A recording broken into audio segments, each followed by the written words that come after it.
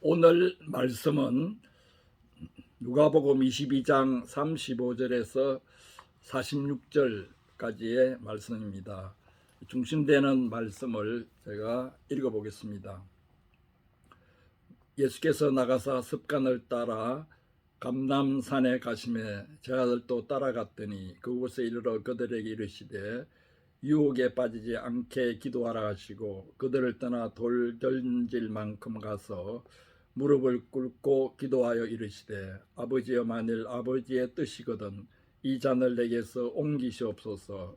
그러나 내 원대로 마옵시고 아버지의 원대로 되기를 원하나이다 하시니 천사가 하늘로부터 예수께 나타나 힘을 다하더라. 예수께서 힘쓰고 애써 더욱 간절히 기도하시니 땀이 땅에 떨어지는 빗방울같이 되더라. 기도 후에 일어나 제자들에게 가서 슬픔으로 인하여 잠든 것을 보시고 이르시되 어찌하여 자느냐 시험에 들지 않게 일어나 기도하라 하시니라. 42절 말씀. 아버지여 만일 아버지의 뜻이거든 이 잔을 내게서 옮기시옵소서. 그러나 내 원대로 마옵시고 아버지의 원대로 되기를 원하나이다.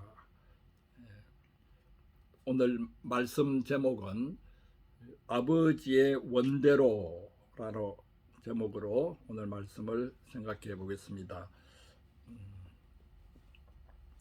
우리는 요즘 누가복음을 통해서 예수님의 생애 마지막 주간의 사건들을 공부하고 있습니다.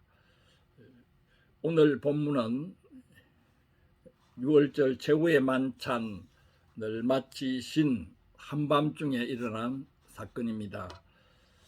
이스라엘 사람들은 6월절에는 밤새도록 잠을 자지 않고 1500년 전의 출애굽 역사를 기념하는 습관이 있습니다. 6월절 밤은 이러한 출애굽의 역사를 기념하는 엄숙하고 성스러운 밤입니다. 하지만 그 당시 종교 지도자들인 대제사장들과 서기관들은 바로 그 밤에 예수를 체포할 음모를 꾸미고 있었습니다.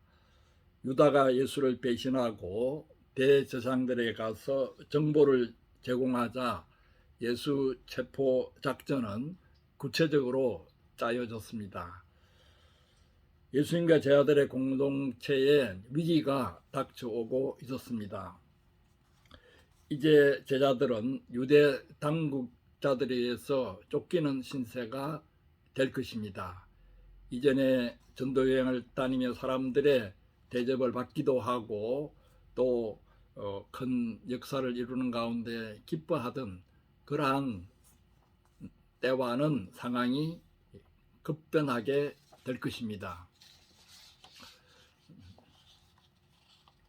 그래서 36절에서 예수님께서는 피난 준비를 하라는 것 같은 말씀을 하시고 계십니다.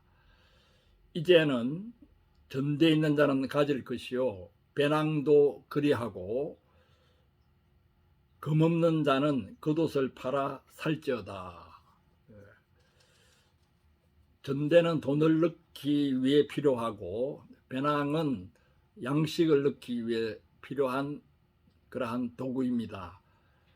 이제는 각자 스스로를 지킬 수 있는 얼마간의 돈과 양식을 그리고 칼을 준비하라고 하십니다.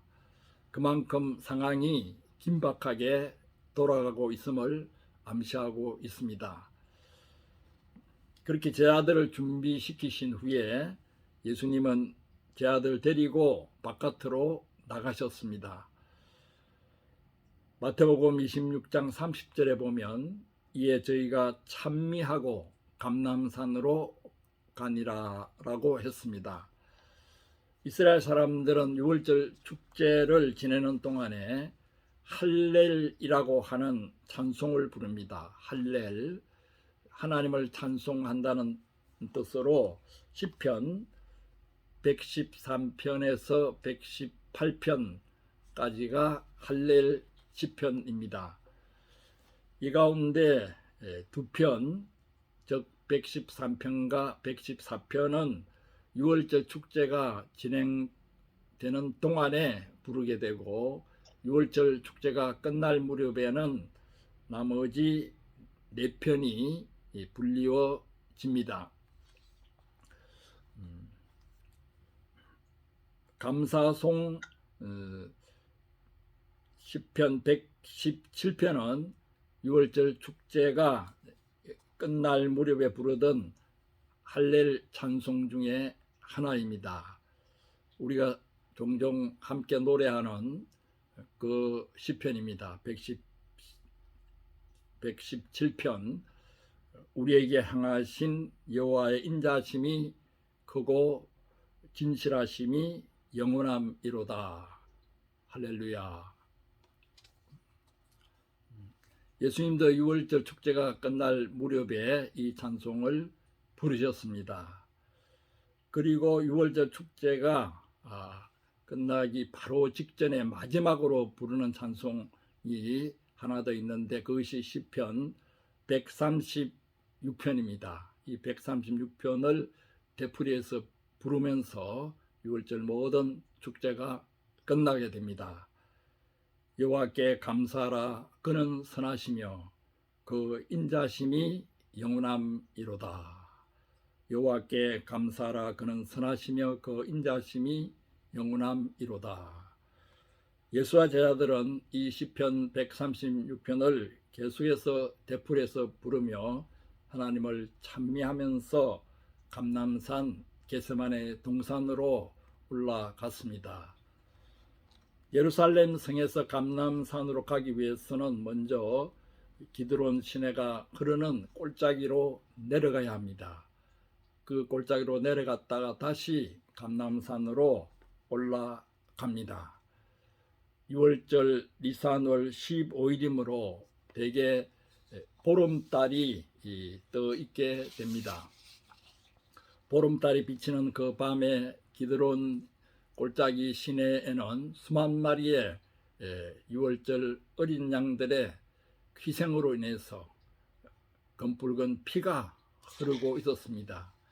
예수님과 제자들은 그 피의 시내를 건너서 감람산으로 올라가셨습니다. 39절에 보면 섭간을 따라 올라가셨다고 했습니다. 섭간을 따라. 그러니까 예수님께서 예루살렘 성으로 들어오신 날로부터 지금까지 4-5일 동안에 예수님께서는 낮에는 예루살렘 성에서 백성들에게 말씀을 가르치시고 밤에는 섭간을 따라 감람산으로 가서 기도해 오신 것을 알 수 있습니다. 그 산에는 겟세마네라는 동산이 있습니다. 겟세마네라는 뜻은 기름을 짜는 틀이라는 뜻입니다. 기름을 짜는 틀이라는 뜻입니다. 그 이름에서 알 수 있듯이 그곳은 감람나무 즉 올리브 기름을 짜는 곳이었습니다. 기름을 짜는 과정이 어떻습니까?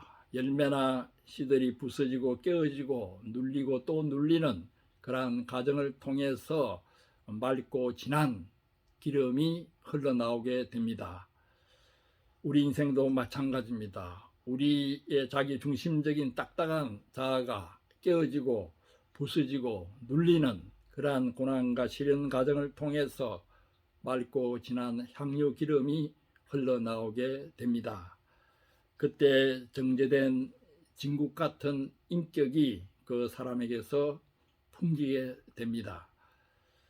이런 상징이 담긴 겟세마네 동산에서 예수님께서 정말 기름을 짜듯이 마지막 기도를 드리셨습니다. 40절에서 보면 예수님께서 그곳에 도착하셔서 제자들에게 먼저 주의와 경고를 주십니다. 유혹에 빠지지 않게 기도하라. 개역 개정에서는 유혹에 빠지지 않게 기도하라고 했습니다. 개역 한글에서는 시험에 들지 않게 기도하라. 시험에 들지 않기를 기도하라고 했습니다. 나중에 예수님께서 제자들이 자고 있는 것을 보고 또 말씀하실 때 개혁 개정에서도 시험에 들지 않게 일어나 기도하라고 예수님께서 말씀하시고 계십니다. 그래서 유혹에 빠지지 않게라는 그러한 번역보다는 시험에 들지 않기를 기도하라, 이 번역문이 더 우리 마음에 와 닿습니다.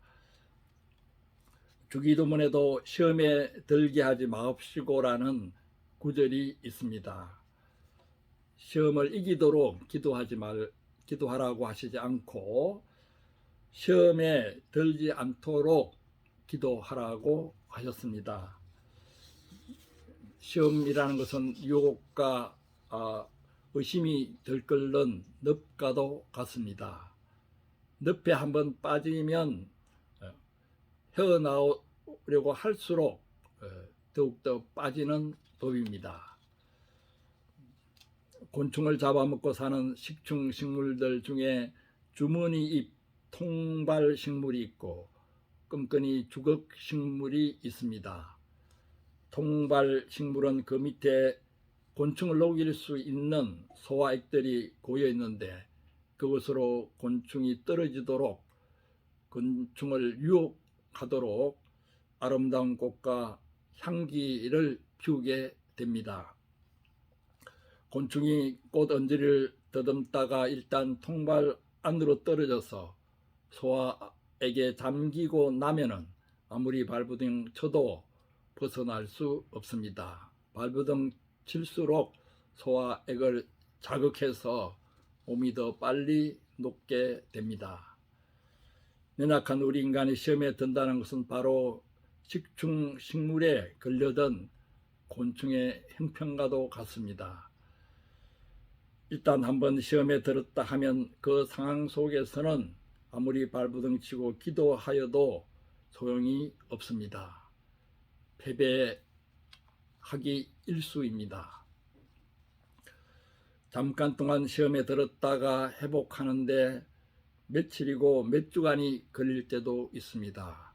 하루 동안 시험에 들었다가 회복하는데 한 달, 두 달이 걸릴 때도 있고 또 어떤 때는 몇 년이 지나도 회복이 어려운 경우도 있습니다. 한번 시험에 든다는 것은 영적으로 또 생활적으로 얼마나 큰 손실을 초래하는지 모릅니다. 그러므로 애초부터 시험에 들지 않도록 늘 주의하고 기도하는 것이 중요합니다. 시험에 들지 않기를 기도하라. 그런데 시험은 또 유혹은 상황에 따라서 여러 모양으로 다가옵니다. 지금 제자들의 상황은 어떠합니까?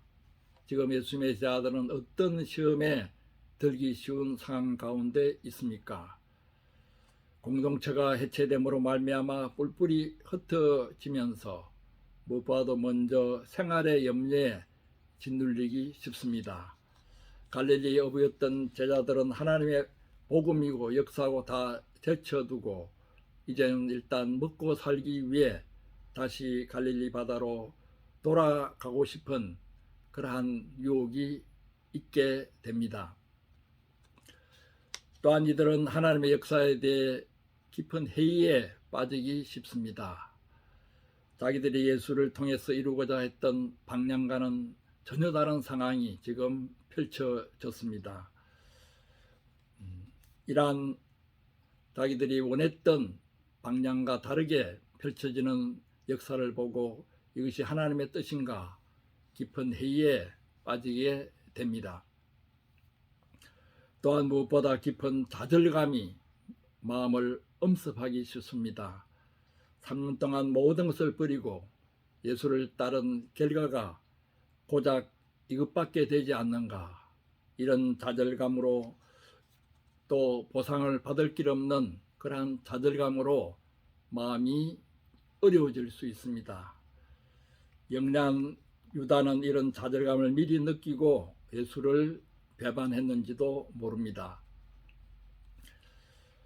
또한 이들은 유대 당국자들의 위협에 대한 두려움과 공포가 있습니다. 사람이 공포에 짓눌리면 아무 일도 하지 못하고 결국 폐인이 될 수밖에 없습니다. 이런 생활의 염려, 하나님의 역사에 대한 깊은 회의, 그리고 깊은 좌절감, 두려움과 공포들이 예수님의 제자들에게 거대한 시험의 늪으로 다가오고 있습니다. 이제 감람산 겟세마네 동산만 벗어나면은 그 시험의 늪으로 굴러 떨어지기 쉽습니다. 이 모든 상황을 꿰뚫어 보신 예수님께서 제자들에게 말씀하셨습니다. 시험에 들지 않기를 기도하라. 유혹에 빠지지 않게 기도하라. 너희들에게 어떤 시험이 기다리고 있는지 아느냐? 지금이야말로 기도하고 또 기도할 때다. 시험에 들지 않기를 기도하라. 그렇게 제자들에게 기도하라고 간곡히 당부하신 후에 이번에는 예수님께서 돌 던질 만큼 그러한 거리를 두시고 홀로 기도하셨습니다. 무릎을 꿇고 기도하셨습니다. 다른 복음서에 보면 베드로와 안드레와 야고보 세 제자들은 예수님 바로 옆에서 기도했다고 했습니다. 그들은 예수님의 기도의 내용과 기도하시는 모습을 옆에서 생생하게 지켜보았습니다. 42절에 보면 예수님께서 기도하신 내용이 나옵니다. 아버지여, 만일 아버지의 뜻이거든 이 잔을 내게서 옮기시옵소서. 그러나 내 원대로 마옵시고 아버지의 원대로 되기를 원하나이다. 이 기도는 워낙 유명해서 더 이상 설명이 필요 없을 정도입니다. 그러나 이 기도를 드리는 예수님의 마음속으로 들어가는 일은 쉬운 일이 아닙니다. 참으로 어려운 일입니다. 누구도 이 기도의 비밀을 흡족하게 드러낼 수가 없습니다. 그래서 많은 성경학자들이 이 구절에 대한 주석을 길게 쓰고 있습니다. 우선 저는 아버지라는 말이 3번 반복되고 있는 사실에 주목하고 싶습니다. 아버지여, 아버지의 뜻이거든 아버지의 원대로. 주기도문의 첫 문장도 하늘에 계신 우리 아버지여입니다. 지금 예수님이 순종하여 따라야 할 뜻은 누구의 뜻도 아니고 바로 아버지 하나님의 뜻입니다. 아버지의 뜻은 깊은 인격적인 관계에 기초한 뜻입니다. 그 뜻을 다 헤아려 알 수 없다 하더라도 아버지의 뜻이기 때문에 신뢰하고 의지할 만합니다. 아무리 해도 이해할 수 없고 고통스럽기만 하더라도 그것이 아버지의 뜻이라는 사실을 알기 때문에 그래도 여러 가지 회의가 있다 하더라도 하나님의 뜻을 믿게 됩니다. 우리가 현실적으로 아무리 힘들다 하더라도 이것이 하나님의 뜻 안에 있다는 사실을 마음에 받아들일 때 어떤 어려움 가운데서도 인내할 수 있는 힘이 생기게 됩니다. 하나님은 바로 그러한 하나님의 뜻 가운데서 기도하고 계십니다. 무조건 목숨을 내어놓으라는 무시무시한 우상신 앞에서 목숨을 구걸하는 기도가 아닙니다. 아버지여, 죄인들을 구원하는 길이 십자가의 고난과 죽음 외에는 없습니까? 다른 길이 있다면 이 잔을 내게서 옮기시옵소서. 그러나 그 길밖에 없다면은 내 원대로 마옵시고 아버지의 원대로 되기를 원하나이다. 그러므로 이 예수님의 기도는 십자가의 고난과 죽음을 피해보려는 기도가 아니라 그 길을 새롭게 확인하고 순종하고자 하는 기도입니다. 하나님 아버지의 뜻을 더욱더 확인하는 기도, 지금까지 순종해온 그 뜻을 더욱더 순종하고자 하는 기도입니다. 이 시점이야말로 그러한 확인과 순종이 더욱 필요한 때입니다. 44절에 예수께서 힘쓰고 애써 더욱 간절히 기도하시니 땀이 땅에 떨어지는 핏방울같이 되더라고 했습니다. 얼마나 기도하셨으면 핏방울 같은 땀이 그 이마에 그 얼굴에 흘러 내리겠습니까? 이러한 모습은 목숨을 구하기 위한 몸부림이 아니라 앞에서도 말했듯이 간절한 마음으로 하나님의 뜻을 새롭게 확인하고 순종하고자 하는 모습입니다. 이렇게 하나님의 뜻을 새롭게 확인하고 순종하고자 하는 기도는 다시 한번 자신을 깨뜨리고 부수는 과정이 필요합니다. 마음의 고통과 영적 투쟁이 따르게 됩니다. 히브리서 5장 7절에 보면 그는 육체에 계실 때 자기를 죽음에서 능히 구원하실 이에게 심한 통곡과 눈물로 간구와 소원을 올렸고 그의 경외하심을 인하여 들으심을 얻었느니라고 했습니다. 바로 겟세마네 동산에 이 기도를 말씀하고 있습니다. 심한 통곡과 눈물로 간구와 소원을 올렸습니다. 히브리서 5장 8절 9절에 보면 그가 아들이시라도 받으신 고난으로 순종함을 배워서 온전케 되었은즉 자기를 순종하는 모든 자에게 영원한 구원의 근원이 되셨다고 했습니다. 순종함을 배워서 온전케 되었은즉이라는 말은 순종을 통해서 부활에 이르렀다는 뜻이기도 합니다. 아담의 불순종으로 말미암아 사망이 지배하는 이 세상에 예수님은 순종을 통해서 부활의 생명, 영생을 가져오셨습니다. 이 일은 참으로 우주적인 사건이기 때문에 하늘의 천사들도 예수님을 도우셨습니다. 하나님의 뜻에 순종할 수 있는 힘을 공급해 주었습니다. 예수께서 기도를 마치신 후 일어나 제 아들에게 와서 보니 제 아들은 슬픔을 인하여 잠들어 있었습니다. 제자들은 6월절 식사 때 음식을 많이 먹었습니다. 또 포도주도 마셨습니다. 또한 예수님께서 시험에 들지 말라 하시면서 어떤 경고를 하실 때 또 분위기가 또 앞으로의 사태가 심상치 않게 돌아간다는 것을 느꼈습니다. 그 마음에 슬픔이 찾아왔습니다. 그래서 그 슬픔과 또 육체적인 피곤이 합해져서 잠을 들고 말았습니다. 이때 예수님께서 다시 한번 말씀하셨습니다. 어찌하여 자느냐? 시험에 들지 않게 일어나 기도하라. 시험에 들지 않게 일어나 기도하라.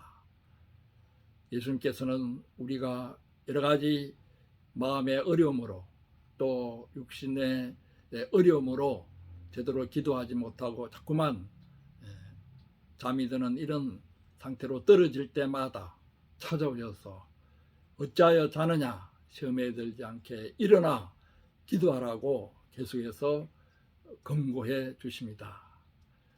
오늘 말씀을 통해서 예수님께서 하나님의 뜻을 새롭게 확인하고 순종하고자 피땀 흘려 기도하신 사건을 새롭게 새겼습니다. 우리도 살아가는 가운데 하나님의 뜻이 막연할 수도 있고 또 하나님의 뜻이 분명한데도 자꾸만 거부하고 싶은 그러한 충동이 일어날 때도 있습니다. 이럴 때 하나님의 뜻을 새롭게 확인하고 순종하기 위해서 우리도 예수님처럼 간절하게 어떤 때는 심한 통곡과 눈물로 기도드리기도 하면서 하나님의 뜻을 새롭게 확인하고 순종하는 그러한 길로 나아가야겠습니다. 이번 사순절 기간에 저희들은 예수님의 이러한 하나님의 뜻에 순종하고자 간절히 기도하신 이 고난을 더욱더 새롭게 마음에 새겨야겠습니다. 그래서 이사야서 53장 말씀도 필사하면서 예수님께서 어떤 고난을 통해서 순종에 이르렀는가를 마음에 새겼습니다.